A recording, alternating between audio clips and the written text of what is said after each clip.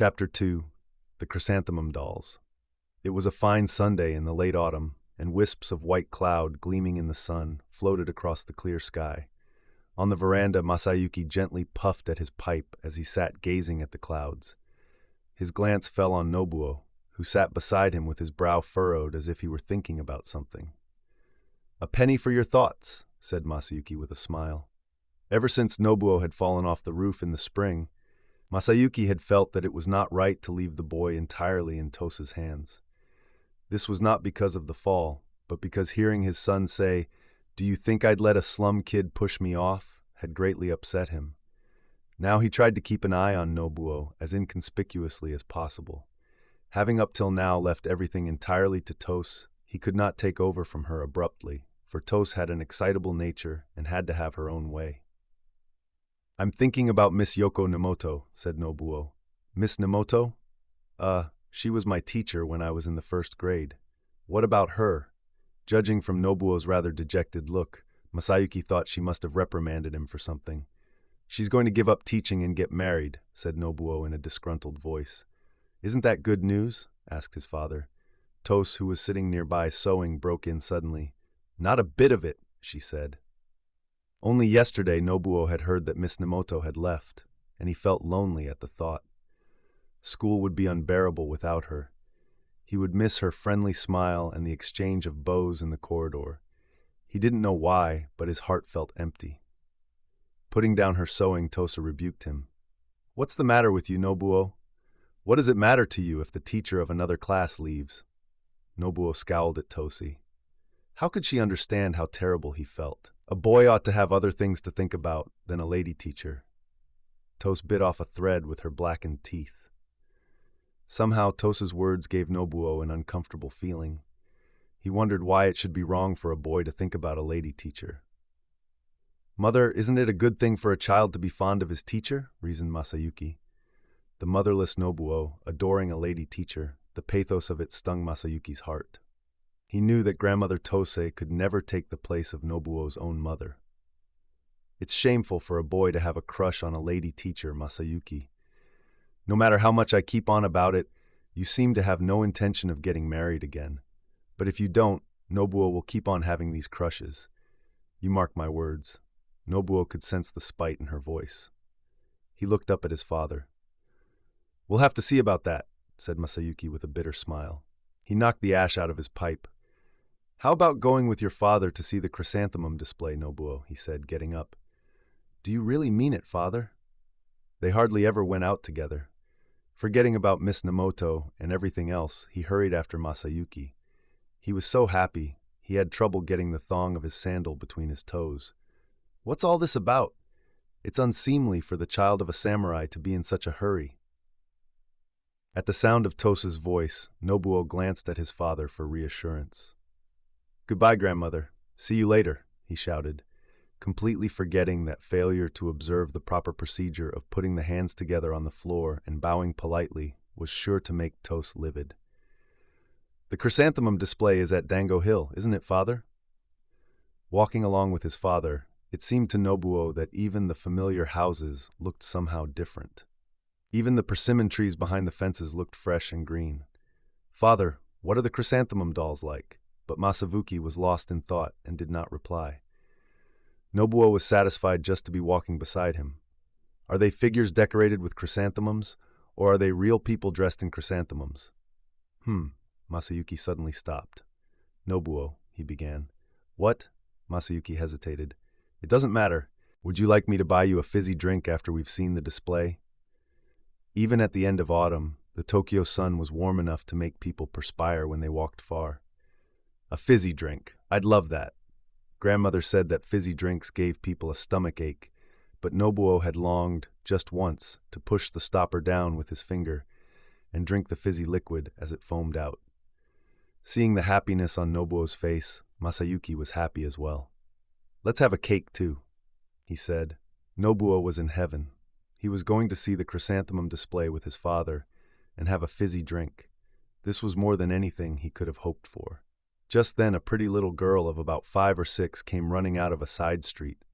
No sooner had Nobuo thought, "What a sweet little girl," than she caught sight of Masayuki and her face lit up.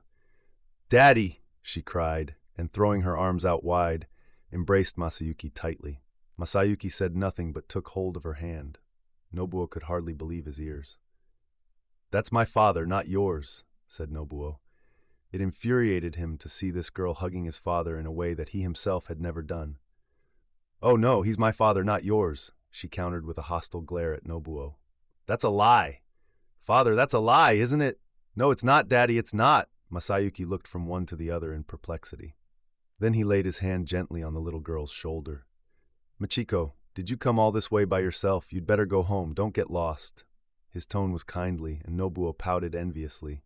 "Yes, I will. That boy, Daddy, who is he?" The little girl was still clinging to Masayuki. He's Machiko's. Look out!" He snatched her out of the path of a rickshaw carrying a middle-aged man with a straggly mustache. "Now off you go. Your mother will be wondering where you are." Masayuki patted her on the shoulder, and she started off reluctantly, but after 2 or 3 steps she turned round, looked daggers at Nobuo, then turned away and walked straight home. "What a strange girl," muttered Nobuo, gazing after her disappearing figure. Masayuki's face was clouded as they set off again. "What a silly creature, saying my father was hers." But as they walked away, Nobuo forgot the incident in the excitement of going to see the Chrysanthemum dolls. The nearer they got to the marquee where the show was being held, the denser the crowds became. "Father, the Chrysanthemum dolls must be very interesting. Just look at all the people." Nobuo gazed in wonder at all the people coming and going up and down the hill. "Father, even though there are so many people, they all have different faces. If all faces were the same, you wouldn't be able to tell who was who, would you?" There were women in kimonos with the fashionable black neckbands, women in Western dress carrying little parasols, men in gay splash-patterned kimonos, old folk wearing shawls, and among them there was a cripple. "Father? What is it? Is that cripple as important as a samurai?" Nobuo half remembered his father's quotation, "Heaven makes neither one man above nor one man below another." Although he had forgotten the words, he had not forgotten that his father had said that all men are equal. Yes, he is. Even if people have no arms and legs, or if they cannot see or hear, they are all equally human beings. Nobuo could not understand how they could be the same if they had no arms or legs. So long as they have hearts, they are all the same, human beings. Yes, but there are people whose hearts are good and people whose hearts are bad. I think the people with good hearts are better than people with bad hearts. That's rather a difficult question. Nobody can really say whether another person's heart is good or bad. When all's said and done, there's no mistaking the fact that heaven makes nobody above or below anybody else. Nobuo was still only half convinced. By the time they reached the top of Dango Hill, he was bursting with excitement. Jostled and shoved by people on all sides, at last they managed to get into the enclosure. There were so many people inside that there was scarcely room to move. To Nobuo, the discomfort of being in such a throng was a pleasure in itself. Seeing the famed chrysanthemum figures for the first time in his life, Nobuo thought they were absolutely wonderful.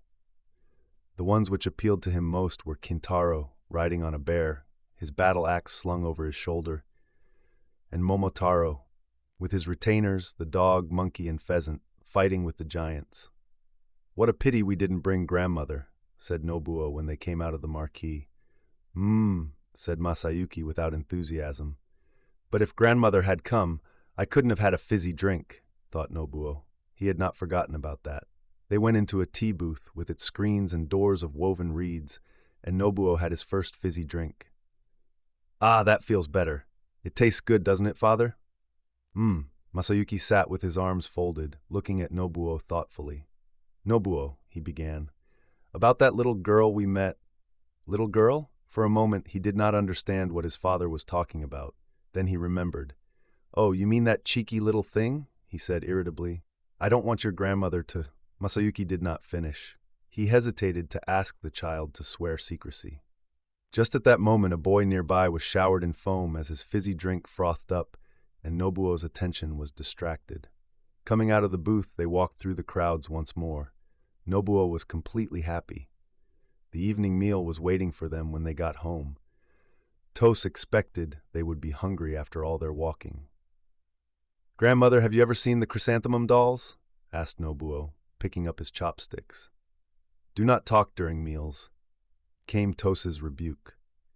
The meal was early, but Nobuo was hungry, and in no time he had finished. He ate so fast that he couldn't even remember what he had eaten.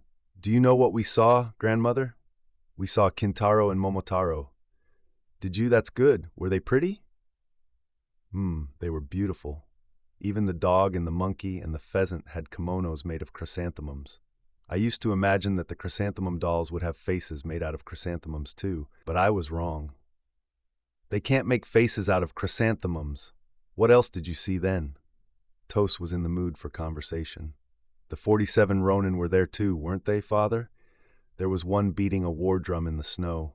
That was Oishi Kuranosuke, I suppose." "Oh, you saw the 47 Ronin, did you? Grandmother would have liked to see them too." "Yes, but there were so many people, you'd have been crushed to death. It would have been too much for you, mother," said Masayuki. Nobuo did not look up. "That's right," he ventured. "Grandmother gets tired quickly if she goes out. Maybe her shoulders would get stiff too." Tos went to have her shoulders massaged every 2 or 3 days. "My goodness, was it as crowded as that? You must have met some people you know then?" She began to rub her shoulder vigorously as if to relieve the stiffness. "They were all people we didn't know. There were children and grown-ups and women in Western dress and all sorts of people." Tos raised her eyebrows. "Women in Western dress? There was a sort of foreign-looking woman, wasn't there, father?" Well, and what other kinds of people were there?" "Let me think, I'm not sure.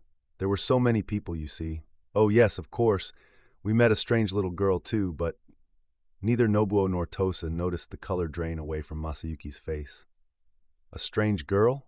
Was she a beggar then?" "No, not that. How was she strange then?" "Well, she came up to father and held on to him and called him daddy." "Eh? What was that? Nobuo, what did you say?" Tosa's attitude was threatening. At the bottom of his heart, Nobuo realized that he had said something he ought never to have said. He looked inquiringly at his father. Masayuki was kneeling in a formal position, his eyes downcast. "Nobuo, where did you meet this girl?" Tosa's mood had changed completely. "Where was it?" "I've forgotten exactly." Nobuo became flustered. He did not know what had enraged Tos, but he felt very uneasy. "Well then, what sort of child was she? How old?" "She was younger then. I apologize." Masayuki pressed his palms firmly onto the floor. "I thought there was something strange going on. Behind your mother's back." You. Tosa's nostrils flared. "I understand how you feel, but you'll do yourself harm if you get so angry." Masayuki spoke in a calm voice. This only made Tos furious, and her body trembled uncontrollably. You. Her shoulders shook. "I don't want to hear anything about such a child, too," she gasped. "Yes, but..." Tos would not listen. She shook her head vigorously. You unfilial son," she shouted, and at that instant she swayed and fell with a thud on the tatami matting. Tos died that night of apoplexy.